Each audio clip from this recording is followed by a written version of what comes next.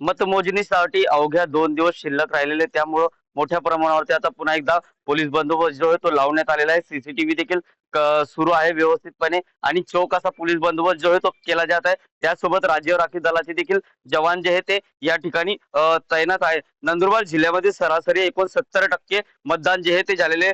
साधारणपणे या जे काही मतदान जे झालेले त्यानंतर मतमोजणी जी आहे ती मतमोजणी होणार आहे आणि यासाठी नंदुरबार पालिकेसाठी 11 फेऱ्या होणार आहेत, तर तळोदा पालिकेसाठी 7 फेऱ्या होणार आहेत. त्यासोबत शहादा पालिकेसाठी 5, तर नवापूर पालिकेसाठी 6 फेऱ्या, अशा फेऱ्या ज्या आहेत त्या होणार आहेत. जवळपास या 29 फेऱ्या होणार आहेत आणि या 29 फेरीमध्ये नंदुरबार जिल्ह्यातील 4ही नगरपालिकेचे नगराध्यक्ष पद कोणाकडे जाणार हे पाहणं आता महत्त्वाचे ठरणार आहे. त्यासोबतच नंदुरबार जिल्ह्यात झालेल्या या निवडणुकीमध्ये स्थानिक आमदार आणि खासदार यांची देखील प्रतिष्ठा जी आहे ती पणाला लागलेली आहे.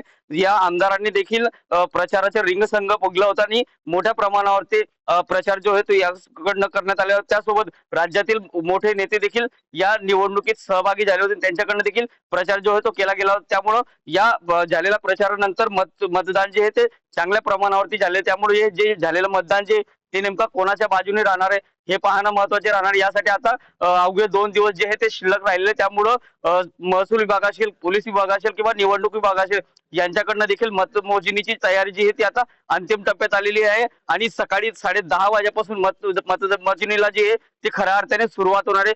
सुरुवातीला टपाली मतदानाची मतमोजणी होणार आहे, त्यानंतर ईव्हीएम ची जी मतमोजणी ती होणार. त्यानंतर शेवटच्या फेरीपर्यंत नंदुरबार शहराच्या आणि नंदुरबार जिल्ह्यातील 4ही नगरपालिकेच्या नगराध्यक्ष पदाची माळ कोणाच्या गळ्यात पडते हे पाहणं आता महत्त्वाचे ठरणार आहे.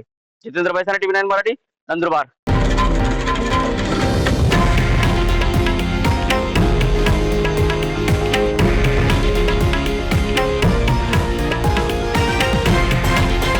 हे आहे देशातील नंबर 1 न्यूज नेटवर्क आणि आपण पाहत आहात TV9 मराठी, एकमेव.